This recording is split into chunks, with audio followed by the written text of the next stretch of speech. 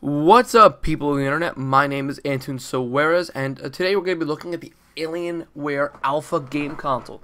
So, what this is a new kind of game taking the living room idea that Alienware is trying to do, and this is my initial kind of thoughts on what I think about this.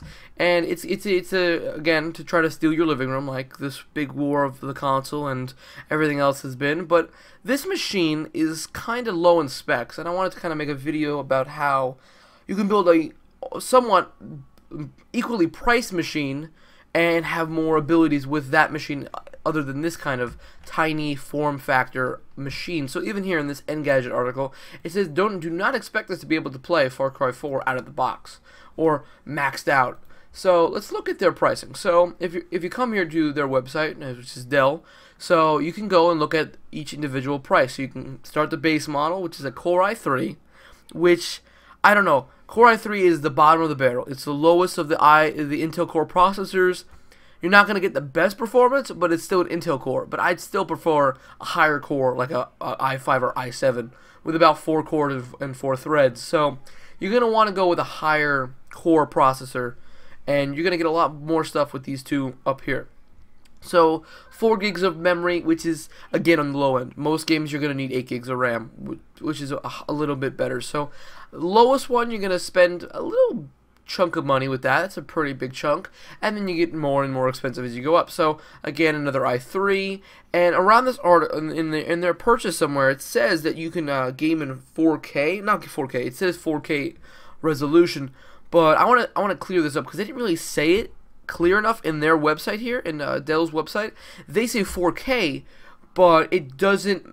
You can't with the graphics card it has. This has a GTX 860M, so you're not gaming in 4K with a 860M. No way. Even if it's beefed up like it is, it's soldered to the board, they do a couple things to it to make it a little bit better, you're not going to play in 4K. You could hit the 4K resolution maybe natively, but gaming in 4K, you're not going to do it with 2 gigabytes of GDDR5. You're not going to do it. It's not going to happen. So that's the thing to think about if you want to do buying this for 4K gaming, which is kind of almost ridiculous. So as you go higher, you get the better core. You have an i5 processor here, and you have the i7. This is an alright system. This is not that bad. 8 gigs of memory, good. i5, good. This is a fine build, or a fine purchase. And this one is even better. If you're looking for a machine and you want to do gaming as a side thing, these are fine. You'll be able to do some decent gaming on these two machines. These two, not so much. I really do not recommend an i3 processor for gaming. An i5 is gonna be where you're at, and an i7 even more so.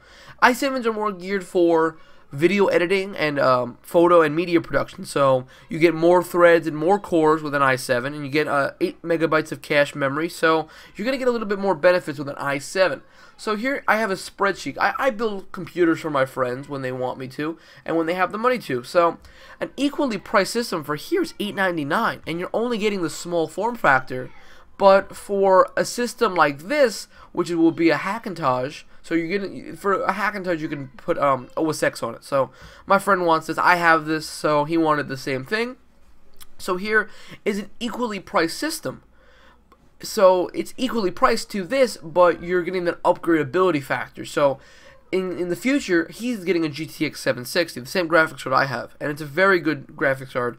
And maybe you can look up benchmarks on YouTube. So the benchmarking and the performance of this card is fantastic.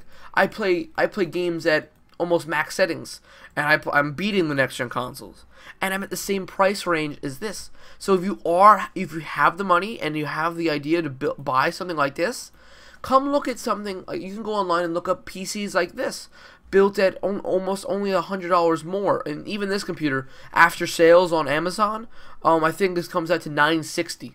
So you're only $60 more than this computer, and you get the experience to build it yourself. And I understand that building a computer yourself might be a little intimidating for a lot of people, but it's really not. I built my own computer only a few years ago, and it wasn't that hard. I thought it was going to be a really hard task, but once you look at it up enough and you actually know what you're doing, it's very simple and very easy.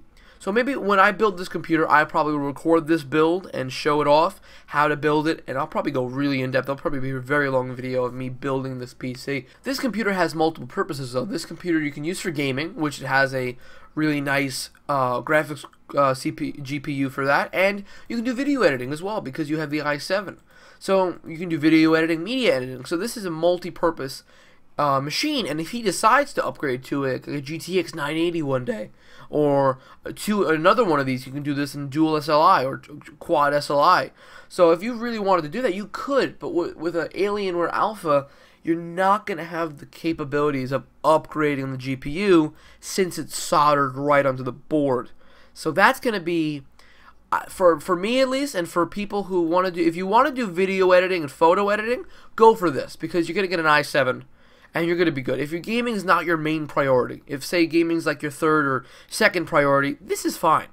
But if you want to do gaming as a thing, like you want to play games all the time and you want to play good games with beautiful visuals, you're going to want something like this. And you can take this parts, you can look at this parts list. I'll put this parts list in the description below with the links and the price, and I'll have the total price down there because this is a really good build and it's a Hackintosh ready computer.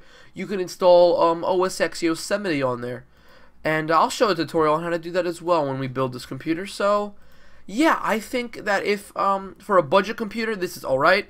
I wouldn't recommend it to pretty much anybody. It's again, it's a console beater. If you don't have the money for this, yeah, I don't know. If you really just want a computer like a PC, you can go for the lower ones. It's gonna be low. You're not gonna put all the games at max settings. You might be able to play the low to medium, but you're gonna get something alright. So yeah, I think that's it for this video. Thank you for watching. Please rate, like, and subscribe, and I'll see you guys in the next video.